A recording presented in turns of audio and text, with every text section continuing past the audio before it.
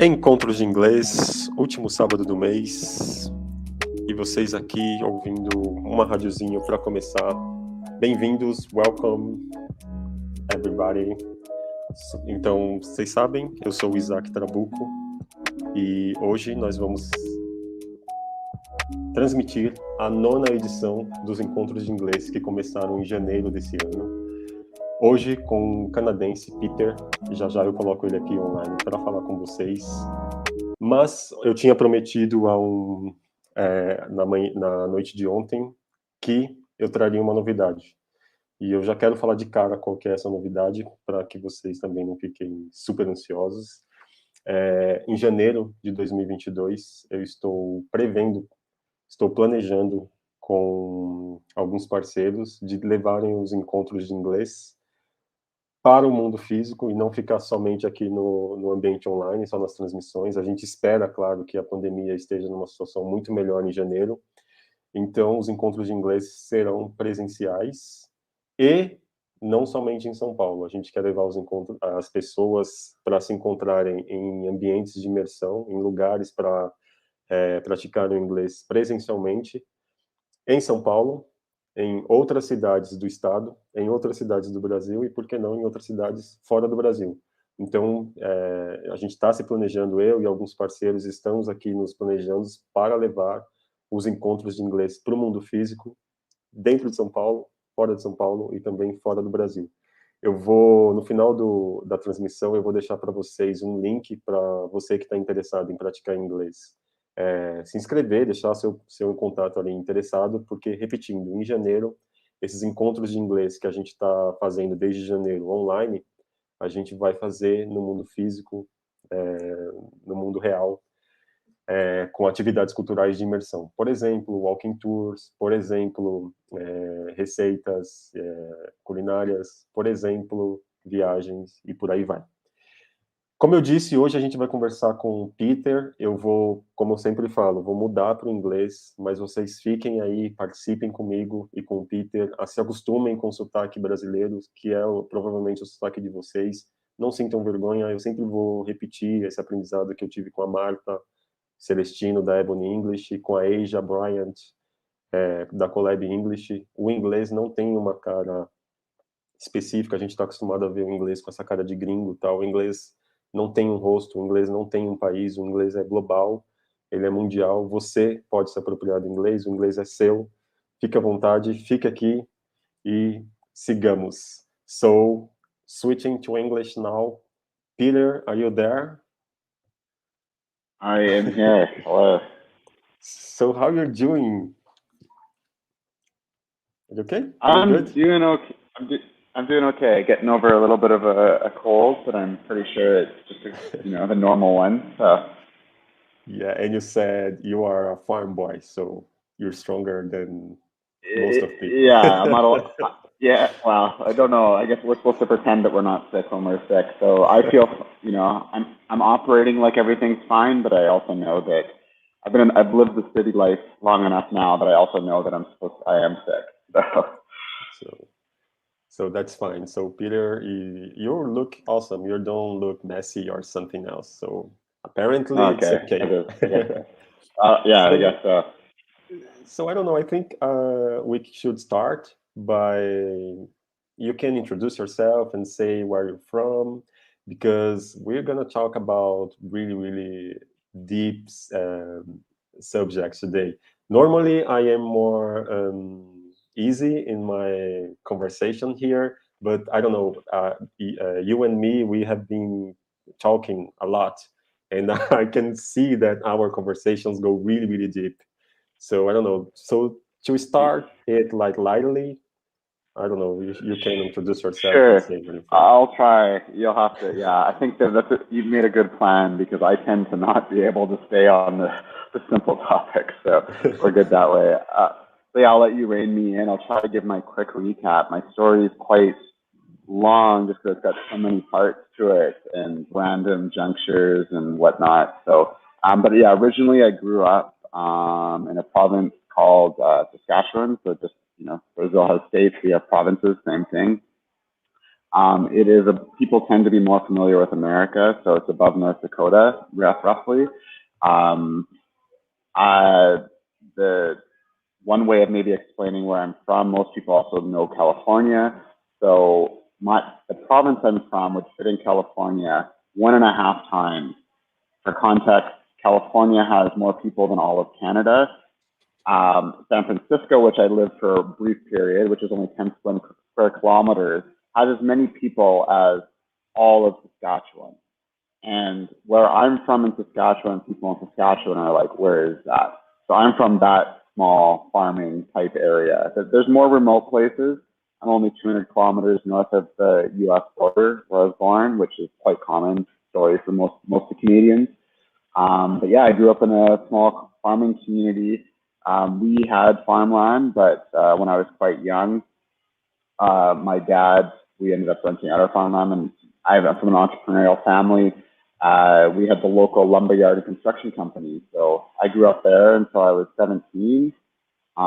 By nature, I was never quite the kind of person meant to be from a small farming town with, I needed to explore the world.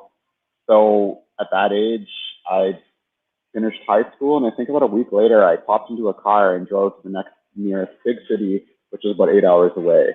So I'll leave it. 8 hours. There's another city, but you guys think that that's a town. Like, even people in Canada don't appreciate how small the things around. The closest city to where I grew up is the closest McDonald's to where I grew up is a 1 hour drive through fields, and you often can hit a deer on the way. because that's a common story when you live out in the countryside. You, at least growing up, anybody that's grown up where I have has been in a car accident once hitting a deer. I almost guarantee it. So. Oh my God. That's so yeah. you have a really, really strong sentence that is California has more people than all of Canada. So Yes. Yeah. and you are from Canada, that's okay. And you are from a province of Canada, fine. But you are from a small town in this province of Canada. So and that is so small as well. It's big but small. Like the people, it's huge, but it's got no people relative. Compared to what everybody else thinks, basically no people. So yeah, and you came from this place and you went out straight when you had 17, when you turned 17. You you get from this place straight to the San Francisco area, or you no, so I went to another place. Yeah. So the city I went to next is called Calgary. Some people may know it. It's oil and gas popular. It's the energy capital, I guess, of Canada. I guess our sister city is like Dallas. It's Calgary is basically what the Houston of Canada, and in Alberta, it's the Texas of Canada. So depending on your leanings, that's a good or bad thing. I appreciate my time there, but I'm happy I left. But yeah, that's where I went first. Yeah, and I worked in construction out there before I saved some money to go to school. I did my first studies in Calgary, and then after that, I ended up in Toronto for more studies. And long story of places I've lived and explored. I've been exploring ever since I could get away. Let's put it that way. So, can you repeat the name of the city? I couldn't understand it. Sure, Calgary.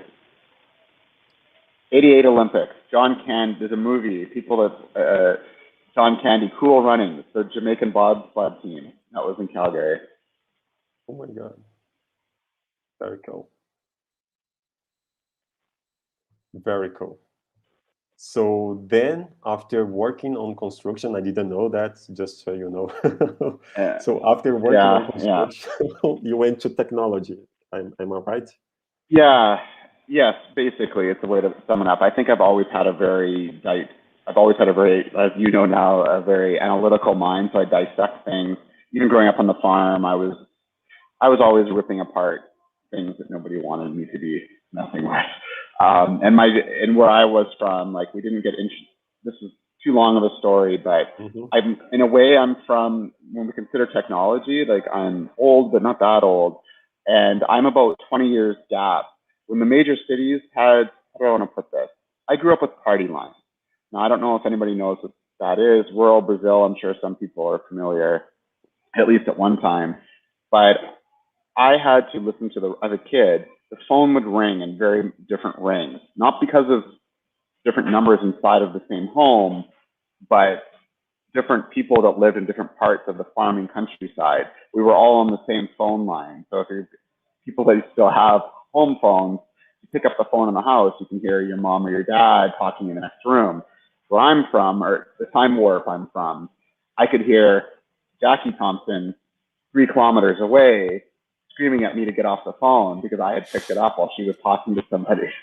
So that's maybe a good place to anchor. And then I somehow got into technology. But my parents, running the local construction sort of entrepreneurs of the town, they were probably some of the first to have computers. My grandfather was maybe a lot like me. He was always tinkering with things. So I got exposed when I was young with that. But I didn't have internet until after I didn't send my first email until I was 21. And I'm 41 now. So that was 20 years ago. But for most people from a city, that's pretty late. And that's when I was in school for robotics engineering. Automation engineering is what I went to school for first. So I was inclined to go this direction, but I had a huge learning curve because I came from party lines to the internet, basically. So I think my digital literacy started on video games when I was like 8 years, but of course 8 years, but of course it was like analog digital culture. It wasn't I don't know, online digital culture. So I think my digital literacy is like 17, from 17 onwards. And today, of course, the babies are already exposed to these technologies. They are native. They're more famous on Instagram than I am. Of course. Yes. Yeah. Yeah, it's very interesting. Nobody pays attention. I don't know why. People in general don't pay attention to it, but we are not native digital people. No. We're millennials. We had to we're the gap. Yeah. Well, I'm kind of a millennial. I sometimes claim that I'm the first one because I'm on the cusp. I'm on the cusp of Gen X and the millennials. So I'm more millennial aligned to that mentality, though. So I guess that's why I think I'm the first one. I'm the last Gen X too. So summarizing again, you were born in this small town in Canada. You went to Winnipeg, where you worked with construction, and then you started to work with technology. Can you hear me, Peter?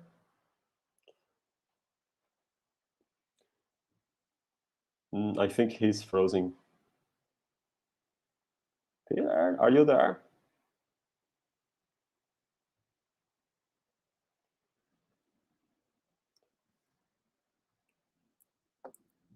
Ok, enquanto o Peter está fora, eu vou recapitular aqui a conversa que a gente estava tendo, para vocês que entenderam ou que não entenderam inglês, para praticarem também.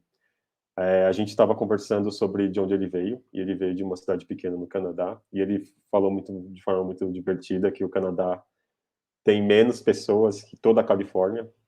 A Califórnia tem mais pessoas que o Canadá inteiro. Ele também falou que ele saiu dessa cidade pequena, foi para Winnipeg trabalhar com construção. Por quê? Porque o pai dele é desse ramo. O pai dele era desse ramo lá no interior, e ele foi trabalhar com construção nessa cidade grande. E depois ele foi parar na tecnologia em São Francisco, na Califórnia. É aí que ia começar... Era aí que ia começar a parte interessante da conversa. Por quê? Porque quando ele vai para São Francisco, na Califórnia, a pandemia acontece. E ele estava com um empreendimento lá. E a pandemia meio que ofereceu um puta desafio para ele. Ele está de volta. Eu dei spoiler para vocês em português. Agora acho que vocês vão poder acompanhar melhor a conversa. So Peter, I'm sorry. I was summarizing our conversation in Portuguese so that people could understand. And the next chapter of this story is you going to San Francisco and building your own company. Can you explain what happened there? Oh boy, this is a big one too. What's the quick? Just in Canada we say Cole's note, the kind of the short form. Sure, there's a Brazilian equivalent. Long story. The Calgary story is actually, maybe just quickly fill in the gaps. Like, so it was Calgary, did automation engineering. Then I went off to Toronto to do more school because I felt like I wasn't getting the exposure and things that I wanted there. Lived in Europe, came back to Toronto, finished more school, back to Calgary. And then, yes, I eventually needed to be in a more innovative, kind of maybe the story of my life. Always kind of been thinking towards the future and wanted, and recognizing a lot of the challenges in our world. And I guess very driven by, I was raised to think that if we were making money and you were doing good, it's because you're creating value for the world. That is not what my experience has taught me. So I think one of my phases, without going into a bunch of the other ones, detail, was leaving Calgary one night. Essentially, I could really leverage the startup hero story, but I don't like that because it's not quite true, the way that gets told. So I'll bring truth to it maybe, but I did show up in San Francisco with basically a backpack and a dream. Gave away all my stuff overnight. This is kind of my journey to becoming extremely minimalist like I am now. But had Canadians can go to America for basically it was a tourist visa, a business tourist visa. So up to 6 months, you can go there and be there. And I was on business development with my backpack. So I just showed up in San Francisco, started networking, meeting people, anybody that has been there. Yeah, I think it's been popularized now. Like everybody saw the social network when Facebook started out. So but there's lots of, the innovation scene there is at least quite interesting. This is way too long of a conversation. My journey of being disillusionment between being very excited with the open-mindedness and the creativity that is there, and it's valid. But like as everything, there is a flip side that isn't marketed, especially when it comes to America. So, but yeah, I showed up, and just luckily I ended up through a series of events. You know, it's ultimately luck. Like, sure, I tried to shape my own luck by showing up there and took some big leaps. And luckily, certain things worked out. I ended up landing a job at a startup that got me my first contract that allowed me to work legally in the country and move to San Francisco. And then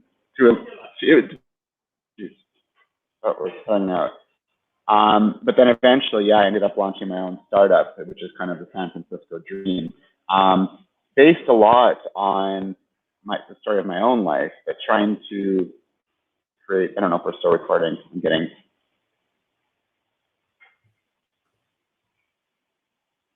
Still hearing me? No, yeah, it was like glitching and stuff, but now I'm, wow. It's very funny because Peter worked with technology and he's the one having trouble with technology today. Bom, acho que eu vou ter que resumir de novo para vocês o que ele estava falando enquanto ele está se reconectando aqui. Falei para vocês que ele saiu do interior, foi para, não é o Winnipeg, é Calgary, no Canadá. De lá, ele foi para São Francisco, arrumou um trampo numa empresa de tecnologia, conseguiu os papéis para ficar legal no país e, depois de um tempo se capitalizando, abriu a própria startup.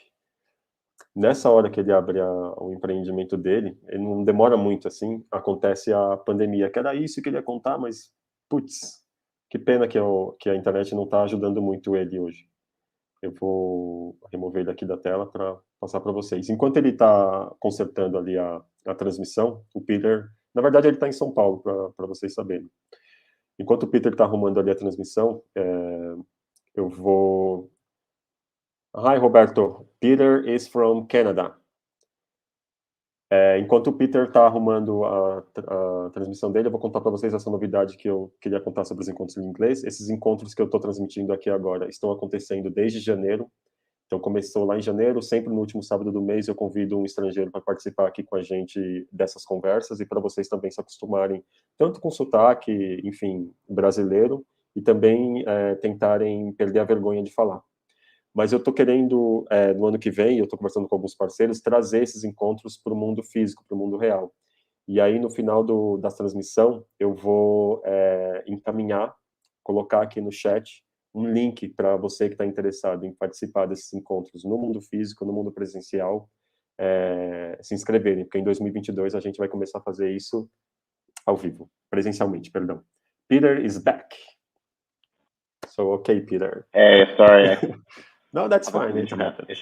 It's just ironically, you work with technology, and you're the one having problem with technology today. It's very interesting. Yes, well, I'm also the digital nomad, and this is a classic. My cafe is not as reliable today as I was used to. That's okay. That's fine. This is the stories of our life. Yeah. So we were talking about how you landed in a job in San Francisco and how it helped you to like have the papers and settle in San Francisco area, which I don't know, we won't talk about it today, but it's really, really pricey and, you know, very competitive. Yeah. So you landed there and you succeed there. You made it there. So I got I guess success, right? That's, you know, we won't try to define that today, but yes, I got the experience. I definitely was successful in getting myself there. I lived there for 8 years. My company technically is still based there, but yes, the pandemic has changed quite a bit. So in some ways, I guess I'm still in the Bay Area, but not really. I don't know anymore. Well, you're in São Paulo right now, but let's get back to the Bay Area just for a while and to understand what happened when the pandemic hit. how you, we don't need to talk about specifics of the business, but how you had to change the plans and how you made up to survive and to, Yeah, wow. That's an evolving story still, as we all know.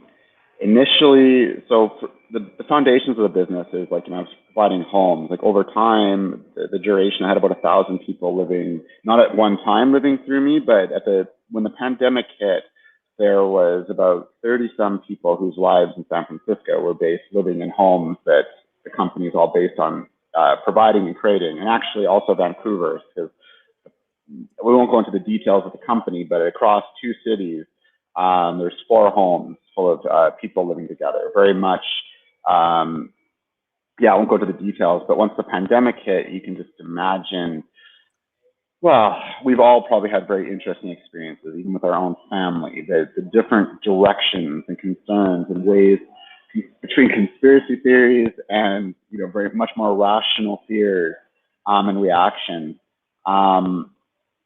My first concern is, I'm very social impact, minded. And so I wanted to make sure at least everybody in my homes was kept safe. But at the same time, I'm not independently wealthy. And I did this startup using basically my own savings and some things that I had built up over time, being able to work in tech, which gives me a level of privilege, at least some financially relative to most people, to at least have taken this chance.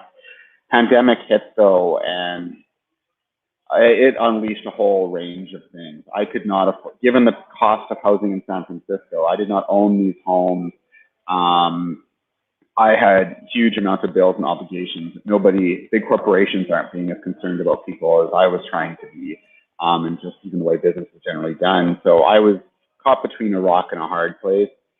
Unfortunately, as people can imagine, some people don't do great things, but so I was getting hit by a lot of things. And how do I even say it? How did I deal with it? It was all about buying time. My key thing, promise, was to keep everybody safe, at least for a few months. Like I always had to basically decide that I wasn't going to be able to keep the business going and make a gamble. If I kept the homes running, I was looking at having like $30,000 US personally a month just for leases build up underneath my name. And given most people were taking off and abandoning their commitments to me, there was just no way to do that. And who knew where it was going to go? This is a really big story and I shouldn't go too much further, but I made the call that I was going to have to close down the homes, unfortunately, gave everybody 2 months so they could have time to make plans and, find their own, something. San Francisco is a very crazy place to find a home. 2 months is more than is normal for most, standard 30 days, I think, around the world for notice on home, at least if you're leaving a place. Depends. Housing is very complex, but did my best to kind of keep everybody safe and honor what I could for people. And then after everybody else was safe, it was a matter of trying to figure out how I was going to keep myself, because I essentially was made homeless by this. And and then since that moment, it was a journey of trying to see when the pandemic would end. Like we've all had we didn't know how long this was going to last. We were told 18 months was one of the more, I'm deep into, I follow all of the science of things and data science and stuff. And so I, really did listen and respected the opinions of different epidemiologists, if I'm saying the word. Even in English, there's certain words I struggle with. Hearing that it might be 18 months up to, well, I think we're already passing that now soon. So it's been a journey of testing different things to try to keep the idea alive and the vision of what I believe in, because I'm still working on it. But there's no real conclusion yet as to what happened. Unfortunately, everything I had built, though, and I was at a big milestone. We were about to open homes in Europe, and I'd overcome a lot of, it's a good startup movie if anybody ever wants to create it. But it's, unfortunately, it took my legs out from underneath me. And I've been basically in survival mode for myself and my future ever since, and just exploring. But interesting things have happened. I wouldn't be in Brazil. We wouldn't have met. So the story's still evolving. I've learned a lot. I continue to learn more. I don't know the right lesson to give everybody. I've gotten a lot of interesting perspectives on the pandemic. I have lived in 3 countries through this pandemic. Good. So I think just on that, yeah. So lots maybe, I could be saying. I don't know, maybe the pandemic made you a digital nomad, or you were already a digital nomad before? Yeah, personally, I'm going to just say I'm very shy of the coinage, even though I brought it up here in this video, because it's an intersection of types of people mentality that I don't appreciate. But I have lived a very digitally minimalistic life. I will go for a while, and I leverage technology some way or another. Even when I went to San Francisco, I was there. So I've been doing this life in some way for over 10, 15 years.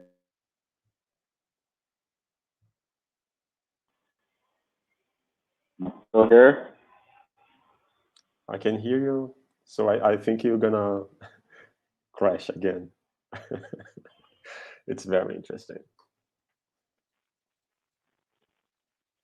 I think the rain is, yeah. Maybe it's the rain, yeah. Sorry, this is being so terrible. No, but I'm glad you're back.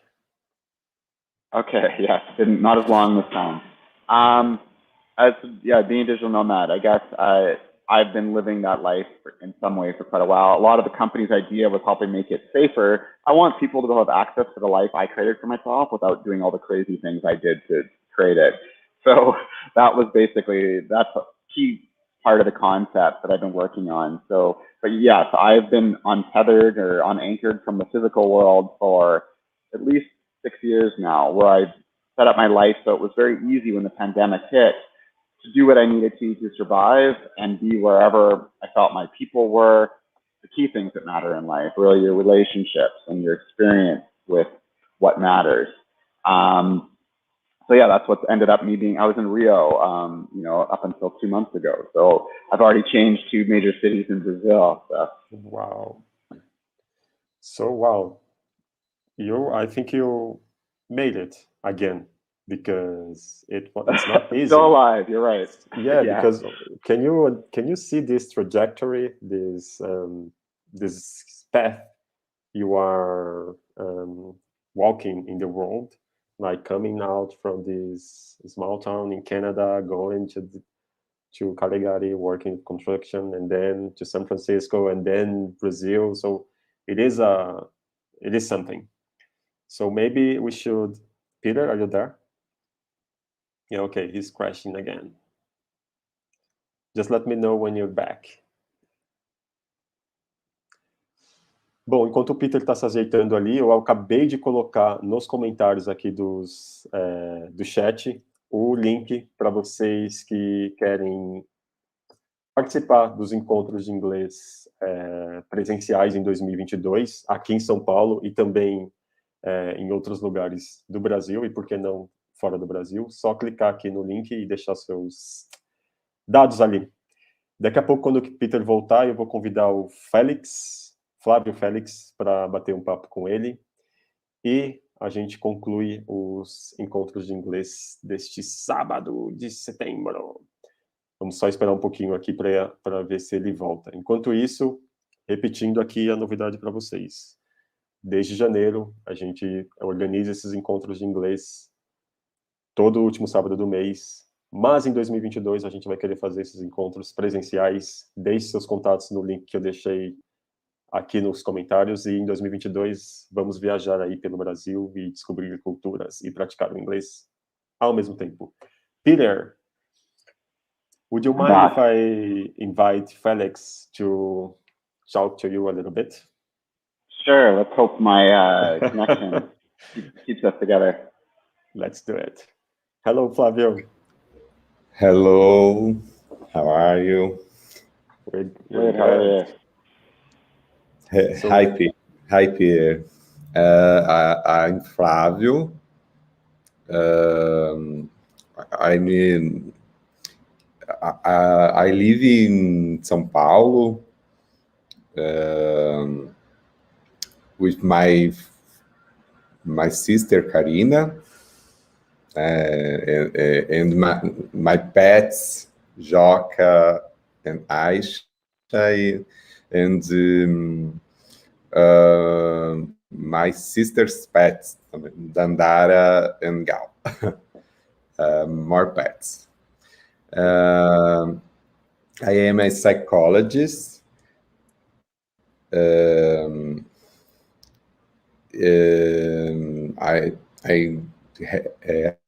help people in mental health. Especially during pandemic, Nova. Yes. During the pandemic, you had a lot of work.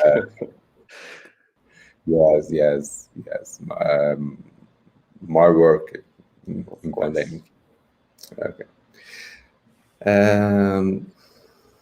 I like music, drink beer, parks, run, bike.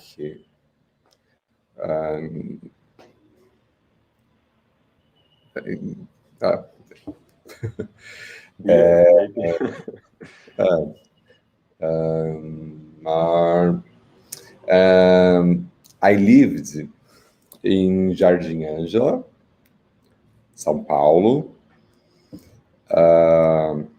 in 80s. The violence is more prevalent. Intense. More So the place where you live was violent, you're saying? Yes. Here caiu. Yeah, again. Let's wait for him just a little bit. He will be back soon. Yeah.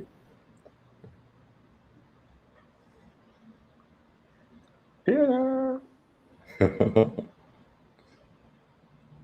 So, áudio... vou fazer com você a mesma coisa que eu fiz com o Peter. O Flávio tá... Oh, Peter is back. Sorry, guys. Sorry. So I think I caught most of it. Sorry. He was talking about Jardim Ângela, where he lived, and he was talking that in the 80s, the violence was really intense. And then... Which neighborhood? Sorry? Jardim Ângela.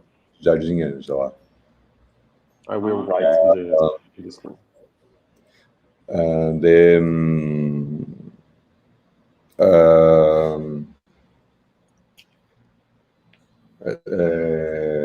More distance, the central as São Paulo. It's very distant, yeah, very far away from here. Okay. Periphery. Periphery. Far.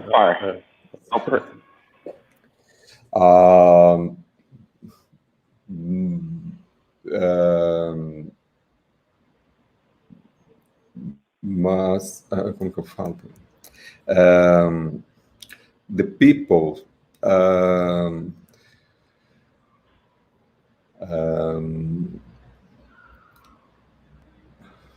pera, não tô vindo, pera. The violence is real, no, but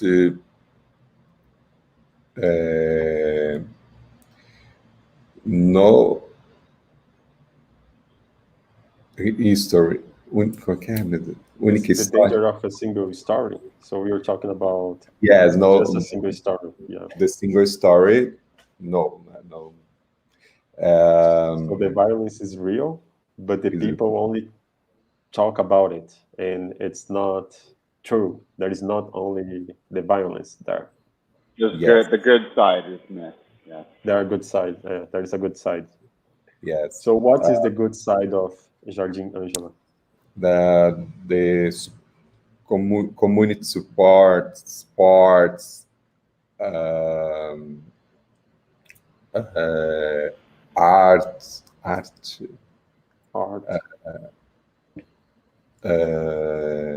culture, So on. and so on. Yeah, it's very interesting. So maybe something you go on. Sorry.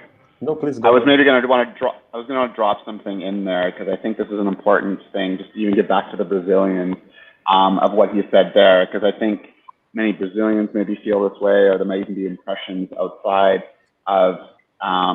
Brazil has its problems, of course, right? And but all in all, one of the biggest reasons I'm here, the Brazilian people, it's the people. What I've experienced here and what people did to help me also in my situation. The Brazilian people saved me in a big way. So kind of parallels what he's just saying about his community. And I think that's something important I would like to emphasize anyways, is the support of the people and like caring about each other. Your systems aren't perfect, so you're there for each other. And something that the rich world, I think, is missing, to be perfectly honest. So anyway. Do you get it, Flavio? Do you agree with him? Do you get it? Eu não entendi muito, né? Eu falo, não entendi tudo. What do you understand about his speech? What did you understand then? He was talking about, so he felt the same community support as you did. So he is also noticing that there is problems in Brazil. Okay. So Brazil has a lot of problems, but he can see that there is this community support you mentioned. So you're kind of agreeing to each other. Even though you were talking about Jardim Angela in the 80s, and he's talking about Brazil in today. But he can see there is a connection between this community support and Brazilian culture, maybe. So it's not something about a specific place or time, but it's something about our culture. And he's trying to prove, or he's trying to say that this community support comes exactly from these problems of broken systems and the violence you said. So there's so much problems in Brazil that community support is more than necessary. We need community support, otherwise we wouldn't be here right now. It's very interesting how you both could make this connection. Very, very interesting. So even it doesn't matter if it's Jardim Angela or Rio de Janeiro or Salvador or any other place. I think community support is something of our culture. Yes. But maybe you have some question to him. You can ask him any questions, and maybe something fun or something about what he likes to do or something you like to do. And I don't know. We're always talking about serious stuff. I don't know why. Who's supposed to ask the question here? Yes. Yes, I think it's something that I'm leaning into, this serious stuff. But Flavio, if you have a question about what he likes to do or something like this, you can ask him anything. No, thank you, Peter. Thank you. That's funny. Actually, I probably said that wrong. I probably said that in the Spanish way, didn't I? Obrigado. Okay, good, bingo. Obrigado. Well, you're welcome, though. It's supposed to be, it's Ginada? You're welcome? Ginada, sorry, Ginada. Ginada. Okay. It's the same then as in Spanish. Okay, so that's fine. I also would like to thank you, Peter, for joining us today. It was really, really interesting to see this connection, and I'm really glad that you shared your experience with us. It's something. It's your intimacy, it's your experience, it's your personal world, and you're very generous to share with us. For sure. Thank you. No problem. Thank you. Nice meeting you. So, sorry, I should get this right too. Fabio or Flavio? I don't know if I caught the name here. Flavio. Okay. Yes. Perfect. Nice to meet you. And for you that are, sorry. And you that are watching, thank you for joining us, for tuning in. Obrigado por sintonizarem, por assistirem. Estou esperando a resposta de vocês no formulário para encontrar o Flávio. O Flávio já é parte dos encontros de inglês aqui com a gente. A Cláudia também, não sei se a Cláudia está assistindo. O Franciulli também, um membro aqui dos encontros. Ano que vem, 2022, a gente bola aí os encontros presenciais. Então é isso, pessoal. See you. Bye. Bye.